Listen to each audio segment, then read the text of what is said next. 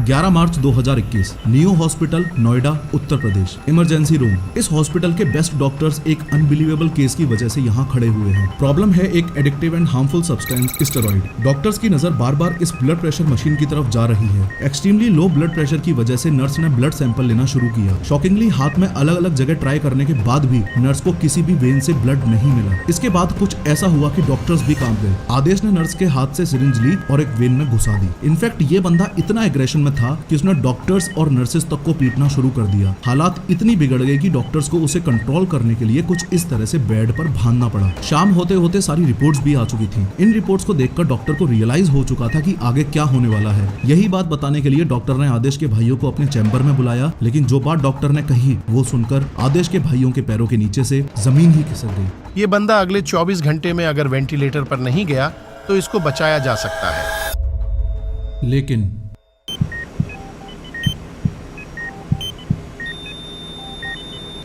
India में rarely कहीं कोई ऐसी गिनी चुनी जिम्स होंगी जिनमें स्टेरॉइड्स यूजर्स नहीं होंगे। एक समय था जब स्टेरॉइड्स लेना बहुत बड़ी बात हुआ करती थी, लेकिन सिर्फ 230 रुपए में मेडिकल शॉप में मिलने की वजह से आज इतना कॉमन हो गया है कि ये न्यूज इंडियन आर्मी सिलेक्शंस के लिए होने वाली रेस की है। Athletic ground, Haryana. कुछ ही देर में इंडियन आर्मी में सिलेक्शन के लिए 1600 मीटर की रेस स्टार्ट होने वाली है। एस्पिरेंट्स अपनी अपनी पोजीशन लेकर एकदम रेडी हैं। रेस शुरू होते ही कुछ देर बाद ये बंदा इंजेक्शन निकालता है और भागते भागते खुद को टर्मेन स्टेरॉइड का इंजेक्शन मार लेता है।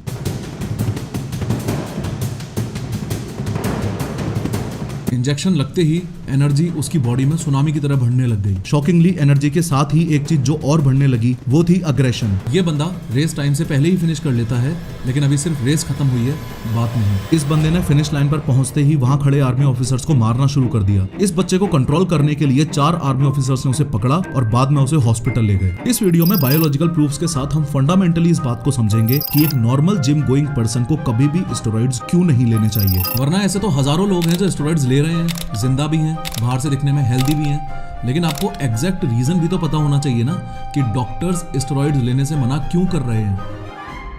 लेकिन हर बार की तरह शुरू से शुरू करते हैं। इंडिया में एक 16 साल का लड़का जब पहली बार जिम जाता है तो खुराक के पर्सपेक्टिव से उसके पास 3 ऑप्शंस होते हैं। सबसे पहला तो ये कि वो जिम जाने के साथ साथ नॉर्मल घर का खाना ही कंटिन्यू करे, जैसे रोटी, सब्जी, दाल, चावल और सैलेड एक्सेट्रा। दूसरा ऑप्शन ये है कि वो घर के खाने के साथ साथ मसल रिकवरी के लिए कुछ एक्स्ट्रा सप्लीमेंट्स भी ले, जैसे वे प्रोटीन, BCAA और क्रिएटिन। तीसरा और डेंजरस ऑप्शन उस लड़के के पास ये है वेट। तीसरे ऑप्शन के बारे में बात करने से पहले दूसरे ऑप्शन के बारे में एक बात आपको क्लियरली ये भी पता होनी चाहिए कि जनरली मार्केट में एक टर्म यूज होता है पाउडर वाली बॉडी या डब्बे वाली बॉडी। असल में होता यह है कि कंपैरेटिवली फिट इंसान जब कहीं से गुजरता है तो चाय और सुट्टा हाथ में लेके 4 तोंद वाले चंपू बहुत आसानी से कमेंट कर देते हैं कि अबे इसने तो पाउडर खा खा के बॉडी बनाई है। अबे गधों, तुम्हें फंडामेंटली ये भी नहीं पता कि तुम पाउडर वाली बॉडी बोल किसे रहे हो। 16 साल के लड़के के सामने दूसरे ऑप्शन वाले टेबल पर ये जो वे प्रोटीन रखा है, डब्बे वाली बॉडी बोलते वक्त जनरली लोग इस डब्बे की बात करते हैं, जबकि उन्हें थोड़ा भी अंदाजा नहीं होता कि इसके अंदर जो वे प्रोटीन है वो दूध से ही बनता है, नेचुरल है, मसल बिल्डिंग में हेल्प करता है और most importantly healthy human being के लिए सेफ टू ईट है। खैर, इस लड़के के सामने तीसरा और सबसे खतरनाक ऑप्शन जो उसे कभी नहीं चूज करना चाहिए वो है ये स्टेरॉइड्स वाला। अब स्टेरॉइड्स शब्द को भी लोगों ने बहुत ज्यादा जनरलाइज कर दिया है। आपको क्लियरली बता दूं कि इस टेबल पर रखी हुई हर चीज स्टेरॉइड्स नहीं है। स्टेरॉइड्स अलग होते हैं और PEDs यानी परफॉर्मेंस एनहेंसिंग ड्रग्स अलग होते हैं। मार्केट में हद से ज्यादा यूज होने वाले ये टर्मिन और एम्प के इंजेक्शंस स्टेरॉइड्स नहीं है, ये परफॉर्मेंस एनहेंसिंग ड्रग्स हैं। ये वर्कआउट करते टाइम आपके परफॉर्मेंस को एनहेंस करते हैं। एक एक करके इन दोनों की ही बात करेंगे क्योंकि ये दोनों ही यंग इंडियंस की जान ले रहे हैं, लेकिन शुरुआत सबसे पहले स्टेरॉइड से करते हैं। स्टेरॉइड्स और प्री वर्कआउट से हमारी बॉडी को एक अच्छा खासा बूस्ट मिलता है क्योंकि इन चीजों में DHEA और टेस्टोस्टेरोन बूस्टर्स होते हैं, लेकिन टेस्टोस्टेरोन का इंबैलेंस हमारी बॉडी में DHT इंक्रीज करके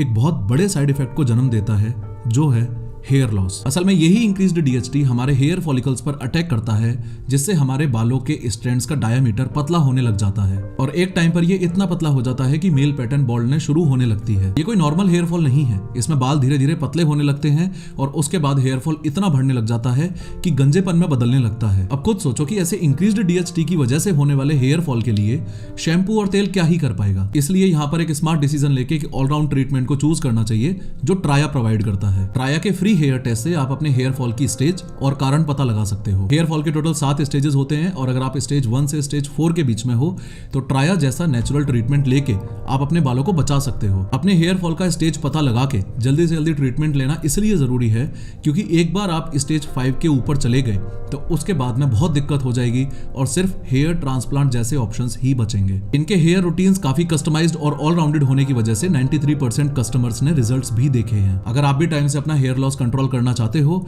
तो ट्राया ऐप डाउनलोड करके फ्री हेयर टेस्ट लो, अपना 1 मंथ किट खरीदो और रूटीन फॉलो करके 5-6 महीने में रिजल्ट्स देखो। मेरा कोड POH20 यूज करने पर आपको 20% डिस्काउंट भी मिल जाएगा। लिंक मैंने डिस्क्रिप्शन में दे दी है। असलियत तो यह है कि स्टेरॉइड्स को लेकर लोगों के दिमाग में एक अलग ही लेवल का कंफ्यूजन है। स्टेरॉइड शब्द की अपने आप में एक ऐसी इमेज बन गई है जैसे वो कोई जहर हो।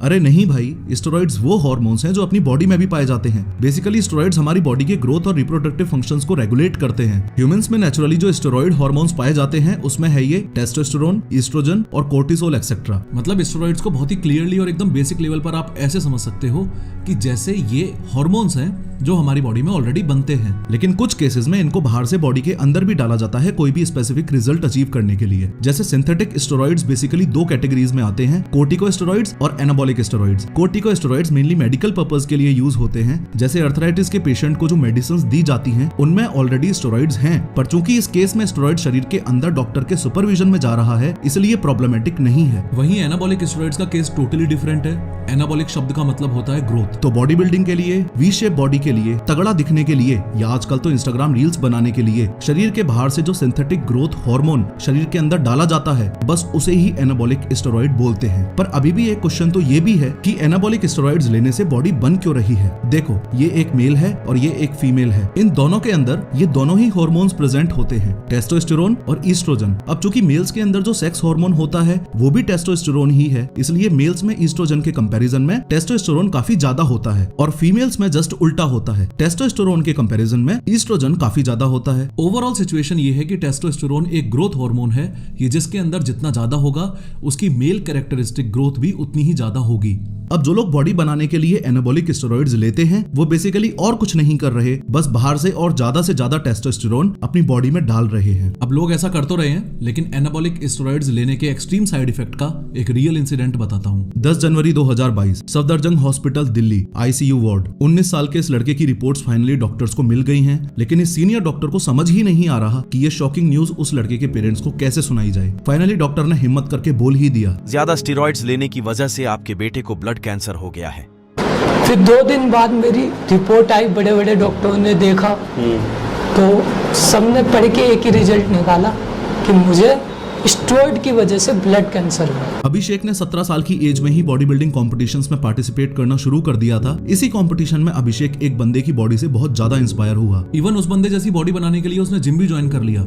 अब जो होने वाला है उससे अभिषेक की लाइफ हमेशा के लिए चेंज होने वाली है। देखो कैसे। इस बंदे ने अभिषेक को स्टेरॉइड्स लेने की सलाह दी। चौंकाने वाली बात यह है कि उसने 17 साल के अभिषेक को 4 स्टेरॉइड इंजेक्शंस और बहुत सारी टैबलेट्स खाने को दी। ये देखकर आपके होश ही उड़ जाएंगे कि ये सारे स्टेरॉइड्स वो एक ही इंजेक्शन में एक साथ डालकर अभिषेक को लगाता था। कुछ टाइम तक तो अभिषेक की बॉडी ये सारी चीजें झेलती रही, लेकिन एक दिन ऐसा आया जब अभिषेक की जिंदगी एकदम ही पलट गई। अभिषेक के घुटनों में दर्द होना शुरू हुआ। फॉलोइंग दिस हॉस्पिटल में सारे टेस्ट करवाने के बाद ये पता चला कि उसे कोई छोटी मोटी बीमारी नहीं बल्कि एक जानलेवा बीमारी ब्लड कैंसर है। दिल्ली में एक 11th क्लास के लड़के के साथ भी स्टेरॉइड्स के साइड इफेक्ट्स का एक रियल इंसिडेंट हुआ। अक्षत को उसके कम वेट की वजह से स्कूल में काफी बुली किया जाता था। इसी बुलिंग से बचने के लिए और अपनी बॉडी बनाने के लिए जिम ज्वाइन कर लिया। रेगुलर वर्कआउट और अच्छी डाइट से उसने 20 kg वेट भी गेन कर लिया, लेकिन अभी भी अक्षत को और ज्यादा वेट गेन करना था, इसलिए उसने अपने ट्रेनर से बात की। अब इस ट्रेनर ने उसे स्टेरॉइड्स लेने की सलाह दी। फॉलोइंग दिस 17 साल की एज में ही अक्षत ने ये खतरनाक स्टेरॉइड्स लेना शुरू कर दिया। स्टेरॉइड्स लेने की वजह से अक्षत की बॉडी बनना तो शुरू हो गई,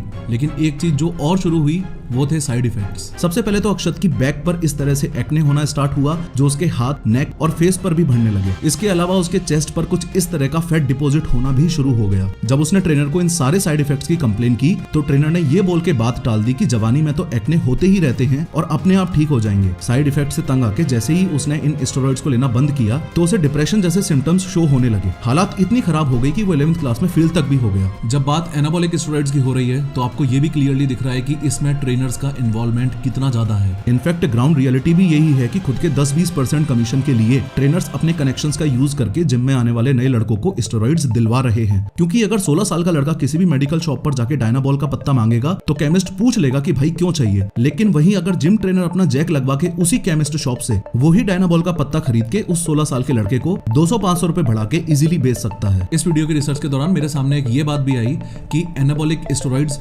खुलेआम ऑनलाइन शॉपिंग वेबसाइट्स पर बिक रहे हैं। एनाबॉलिक स्टेरॉइड्स के यूज को लेकर इंडिया में आज मिस इन्फॉर्मेशन इस हद तक पहुंच चुकी है कि यूट्यूब पर जो एनाबॉलिक स्टेरॉइड्स यूजेज इफेक्ट्स की बिफोर और आफ्टर वीडियोस पड़ी हैं, उन वीडियोस के कमेंट सेक्शन में लोग पूछ रहे हैं कि भाई बता दे कैसे कैसे लेना है। मतलब आप समझ भी पा रहे हो कितनी सीरियस बात है। एक ऐसा सब्सटेंस जो नेचर के खिलाफ है, जो इंस्टाग्राम पर बॉडी शो ऑफ के लिए लिया जा रहा है, जो high blood pressure, cholesterol, heart problems, इस तरह से गंजापन, सैगी या लूज स्किन और लीवर को फेल कर देता है। उस खतरनाक सब्सटेंस को कैसे लेना है और कैसे नहीं, इस बात का ज्ञान लोग YouTube कमेंट्स में से ले रहे हैं। याद है थोड़ी देर पहले मैंने आपको दिल्ली में एक 11th क्लास के लड़के अक्षत का इंसिडेंट बताया था। उसमें अक्षत के चेस्ट पर ये फैट डिपोजिशन वाली बात भी आई थी। इसका साइंटिफिक टर्म है गायनेकोमेस्टिया या शॉर्ट में गायनो भी बोल दिया जाता है। आसान भाषा में बोलूं तो मैन बूब्स। इन एनाबॉलिक स्टेरॉइड्स की वजह से बॉडी में इस टेस्टोस्टेरोन हार्मोन की मात्रा बहुत ज्यादा क्वांटिटी में बढ़ जाती है। चूंकि सारा टेस्टोस्टेरोन तो बॉडी यूज नहीं कर सकती है, इसलिए बॉडी में एक प्रोसेस शुरू होता है, एरोमेटाइजेशन। ये प्रोसेस कुछ ऐसा ही है जिस तरह से पानी आइस में चेंज हो जाता है। इस एरोमेटाइजेशन प्रोसेस में ये एक्स्ट्रा टेस्टोस्टेरोन ईस्ट्रोजन में कन्वर्ट होना शुरू हो जाता है। अब मैं आपको बता दूं कि ईस्ट्रोजन वही हार्मोन है जो फीमेल्स में ब्रेस्ट डेवलपमेंट में हेल्प करता है। फॉलोइंग दिस मेल्स में टेस्टोस्टेरोन के एरोमेटाइजेशन से कुछ इस तरह से ब्रेस्ट डेवलपमेंट होना शुरू हो जाता है। इतने सब साइड इफेक्ट्स के अलावा जो सबसे खतरनाक साइड इफेक्ट है, अब उसको समझो। ये हमारा ब्रेन है। इस ब्रेन में ये है हाइपोथैलेमस, जो कि हार्मोन्स के सिक्रीशन को कंट्रोल करता है। ये हाइपोथैलेमस एक हार्मोन रिलीज करता है GnRH, यानी गोनाडोट्रोपिन रिलीजिंग हार्मोन। इस GnRH का काम है ब्रेन में मौजूद इस पिट्यूटरी ग्लैंड से ये दो इंपोर्टेंट हार्मोन्स रिलीज करवाना। पहला तो LH यानी कि ल्यूटिनाइजिंग हार्मोन और दूसरा FSH यानी कि फॉलिकल स्टिमुलेटिंग हार्मोन। मेल्स में इस LH का काम है इस टेस्टिस से टेस्टोस्टेरोन हार्मोन का प्रोडक्शन करवाना और इस FSH का काम है स्पर्म प्रोडक्शन में हेल्प करना। चूंकि स्टेरॉइड्स लेने की वजह से बॉडी में बहुत ज्यादा मात्रा में टेस्टोस्टेरोन आ चुका है, तो ये हाइपोथैलेमस इस GnRH हार्मोन को प्रोड्यूस करना बंद कर देता है। फॉलोइंग दिस नेचुरल टेस्टोस्टेरोन का प्रोडक्शन ना के बराबर हो जाता है। ये सुनकर तो आपके होश ही उड़ जाएंगे कि स्टेरॉइड्स लेने के कुछ ही दिनों में स्पर्म प्रोडक्शन डिक्रीज हो जाता है और टेस्टिकल्स भी श्रिंक होना शुरू हो जाते हैं। एक रिसर्च के अकॉर्डिंग 27% लोगों को इरेक्टाइल डिसफंक्शन और 57% लोगों को डिक्रीज्ड सेक्स ड्राइव भी फेस करनी पड़ती है। एक चौंकाने वाली बात यह भी है कि इस रेस में सिर्फ मेल्स ही नहीं बल्कि फीमेल्स भी शामिल हैं। सबसे पहले तो ये समझो कि फीमेल्स में टेस्टोस्टेरोन बहुत ही कम क्वांटिटी में मिलता है। जब फीमेल्स अपनी मसल्स बिल्ड करने के लिए ये स्टेरॉइड्स लेना शुरू करती हैं, तो उनकी बॉडी में बहुत ज्यादा मात्रा में टेस्टोस्टेरोन की अवेलेबिलिटी होने लगती है। फॉलोइंग दिस उनकी फीमेल कैरेक्टरिस्टिक्स खत्म होने लगती हैं। शॉकिंगली उनकी आवाज चेंज होते होते आदमियों की तरह हो जाती है और बॉडी पर एक्सेस में बाल आने लग जाते हैं। आप बिलीव नहीं करोगे पर आदमियों की तरह बियर्ड्स आने लगती हैं और इस ज्यादा टेस्टोस्टेरोन की वजह से क्लिटोरल एनलार्जमेंट तक हो जाता है। मोरोवर इस वीडियो की स्टार्टिंग में जो दो रियल इंसिडेंट्स मैंने आपको बताए थे, उन दोनों ही इंसिडेंट्स में आपने एक बात जरूर नोटिस की होगी, एकदम एक्सट्रीम लेवल की एग्रेसिवनेस। ये देखो कैसे ये जिम में नॉर्मल कन्वर्सेशन करते करते अचानक एक जानवर बन गया और सामने वाले बंदे को जान से मारने पर उतारू हो गया। असल में मेडिकल लैंग्वेज में इस चीज को रॉइड रेज बोला जाता है। एनाबॉलिक स्टेरॉइड्स अब्यूज का ये एक बहुत बड़ा साइड इफेक्ट है। इस केस में गुस्से का, एग्रेशन का और मारपीट का अचानक से एक बड़ा स्पाइक आता है और फिर वो इंसान थोड़ी देर बाद नॉर्मली बिहेव करने लगता है। अब स्टेरॉइड्स के केस में एग्रेसिवनेस का जो फेज आपने देखा, उससे भी कई गुना ज्यादा खतरनाक फेज एम्प और टर्मिन के केस में होता है। इनफैक्ट आपको ये भी पता होना चाहिए कि स्टेरॉइड्स कोई सस्ती दवाइयां नहीं है, काफी महंगी दवाइयां हैं और स्टेरॉइड्स की एक साइकिल में काफी खर्चा हो जाता है। इसलिए काफी लोग अपनी वर्कआउट की परफॉर्मेंस को एनहेंस करने के लिए सब्स्टिट्यूट के रूप में टर्मिन के इंजेक्शंस लगा लेते हैं। टर्मिन की एक 10 ml की वाइल इतनी सस्ती है कि सिर्फ 230 रुपए की आ जाती है। लेकिन सस्ती तो चूहे मारने की दवाई भी आ जाती है। कोई चीज सस्ती है इसका मतलब ये थोड़ी हुआ कि उसको कंज्यूम कर लो, स्पेशली उस केस में जब वो किसी और पर्पस से बनाई गई हो। सच बात तो यह है कि इस टर्मिन का यूज स्पाइनल सर्जरी के टाइम किया जाता है। स्पाइनल सर्जरी के दौरान जब एनेस्थीसिया देने की वजह से बंदा शॉक में चला जाता है और उसका ब्लड प्रेशर एकदम से गिरने लगता है, तो ये टर्मिन का इंजेक्शन लगाकर उस पेशेंट को रिवाइव किया जाता है। इन शॉर्ट ये टर्मिन हार्ट फेल होने से बचाने के लिए कुछ रेयर केसेस में दिया जाता है। बात यूजेज की चल ही रही है तो ये भी समझ लो कि अपनी वर्कआउट परफॉर्मेंस को इंप्रूव करने के लिए जिस एम्प का यूज बॉडी बिल्डर करते हैं, वो इंजेक्शन हॉर्स रेसिंग में यूज होता है और घोड़ों को लगाया जाता है। इनफैक्ट कई केसेस तो ऐसे भी हैं जिनमें एम्प का इंजेक्शन लगने की वजह से घोड़ों तक की मौत हो गई है।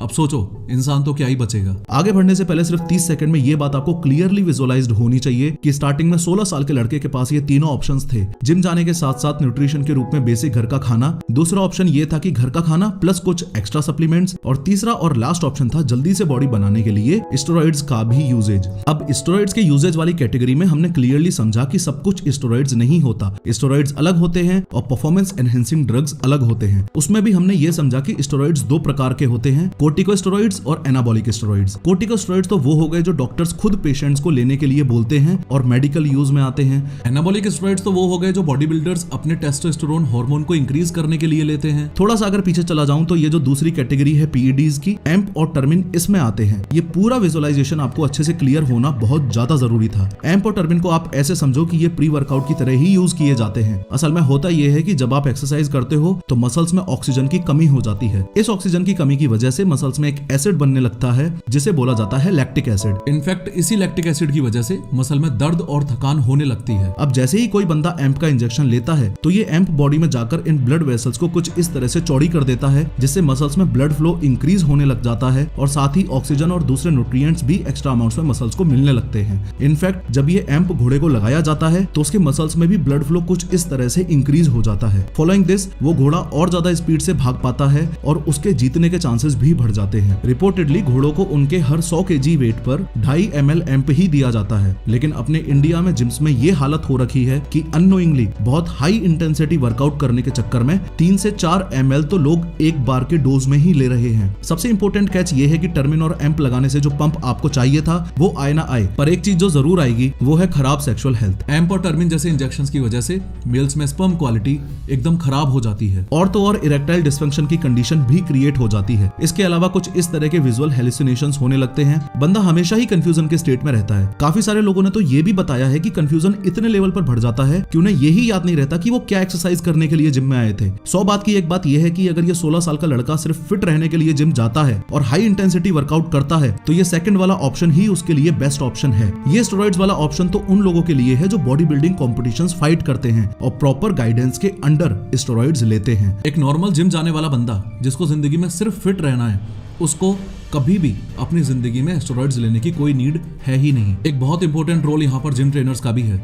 जिम ट्रेनर्स को खुद ही अपनी एथिकल रिस्पॉन्सिबिलिटी समझ के इस बात का एहसास करना पड़ेगा कि अगर वहां पर उस 16 साल के लड़के की जगह उनका सगा भाई होता तो सिर्फ 10-20% कमीशन मारने के लिए क्या वो उसे भी स्टेरॉइड्स के नर्क में धकेल देते। एंड मोस्ट इंपोर्टेंटली जो लोग स्टेरॉइड्स लेते हैं वो सब यंग इंडियंस को ये बात खुल के बताएं कि वो साइकिल्स पे हैं, नेचुरल नहीं है। इट्स टाइम अपने आप को नेटी नेटी बोलकर यंगस्टर्स को गुमराह करना बंद करो। जितना फोकस बॉडी दिखाने पे लगा देते हो उतना ही फोकस अवेयरनेस पर भी करो और यंगस्टर्स को बताओ कि स्टेरॉइड्स के बहुत सीवियर साइड इफेक्ट्स भी हैं। नेशनल लाइब्रेरी ऑफ मेडिसिन ने जून 2018 में एक रिसर्च की थी जिसमें क्लियरली बताया था कि स्टेरॉइड्स लेने वाले हर 100 में से 27 लोगों को इरेक्टाइल डिस्फंक्शन या कोई सीवियर सेक्सुअल डिजीज है। और ये रिसर्च एक बहुत बड़ा सवाल खड़ा करती है कि वी शेप बॉडी वाले जिन बंदों को तुम लोग हीरो बनाकर एक पावरफुल मर्द होने की निशानी समझ रहे हो वो असल में मर्द है भी या नहीं, या फिर इंस्टाग्राम पर सिर्फ दिखावा हो रहा है।